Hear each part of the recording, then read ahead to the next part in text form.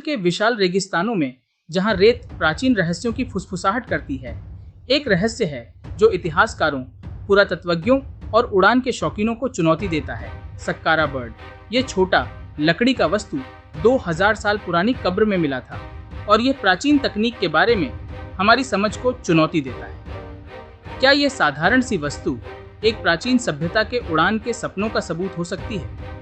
आइए Saqqara bird के रहस्य को समझते हैं। सक्कारा बर्ड 1998 में मिस्र के प्राचीन कब्रिस्तान सक्कारा से मिली थी। ये लगभग 7 इंच लंबी है और इसके पंख आधुनिक विमान की तरह फैले हुए हैं।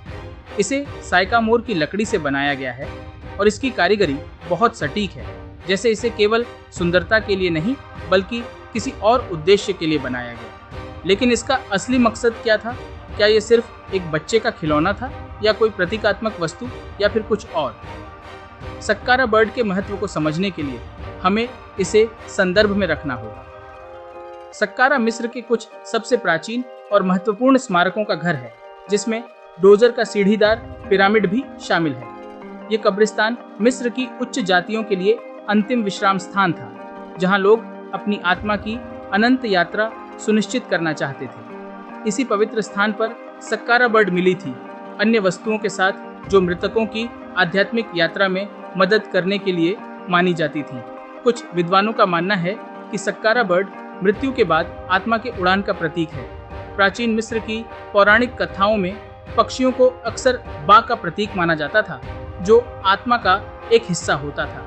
क्या सक्कारा बर्ड एक आध्यात्मिक प्रतीक थी जो मृतकों की यात्रा में मार्गदर्शन करती थी?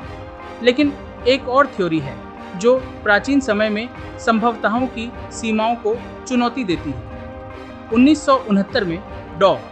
खलील मैस्सीहा, एक मिस्री डॉक्टर और शौकिया पुरातत्वज्ञ, ने प्रस्तावित किया कि सक्कारा बर्ड केवल प्रतीकात्मक वस्तु नहीं बल्कि एक प्राचीन उड़ने वाली मशीन का मॉडल हो सकता है। सामान्य प्राचीन मिस्री पक्षी प्रतिमाओं की तुलना में सक्कारा बर्ड के पैर और पूंछ के पंख नहीं हैं, जो इसे सिर्फ सजावटी वस्तु नहीं बनाते। इसके बजाय इसका एक वर्टिकल टेल है, जैसे किसी विमान का रडर, और इसके पंख इस तरह स्थित हैं कि यह लिफ्ट बनाने की क्षमता को दर्शाते हैं।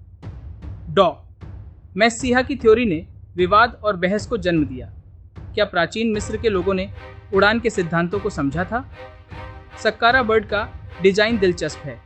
इसके पंखों का आकार आधुनिक ग्लाइडरों के बहुत करीब है। यहाँ तक कि अगर यह आधुनिक मानकों पर सही नहीं है, फिर भी इसकी उड़ान क्षमता अद्भुत है। हालांकि प्राचीन मिस्र के लोग उड़ान के प्रयोग का विचार आकर्षक है, हमें सतर्क रहना होगा। सक्कारा बर्ड शायद एक संयोग हो सकती है, प्राचीन कारीगरी का एक सुंदर उदाहरण, न कि एक उड़ने वाली मशीन का प्रोटोटाइप।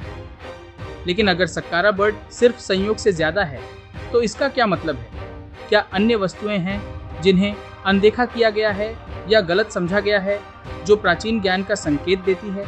और अगर मिस्र के लोगों ने उड़ान पर प्रयोग किया, तो उनका क्या प्रेरणा थी? क्या यह देवताओं से जुड़ने की इच्छा थी या कुछ और?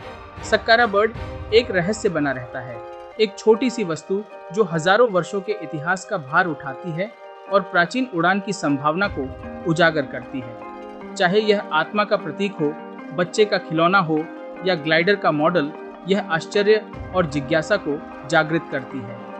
जैसे जैसे हम अतीत के रहस्यों का अनावरण करते हैं, हमें याद दिलाया जाता है कि इतिहास हमेशा वैसा नहीं होता जैसा लगता है, और यहाँ तक कि सबसे छोटी वस्तुएं भी प्राचीन सभ्यताओं के रहस्यों को उजागर करने की कुंजी हो सकती है।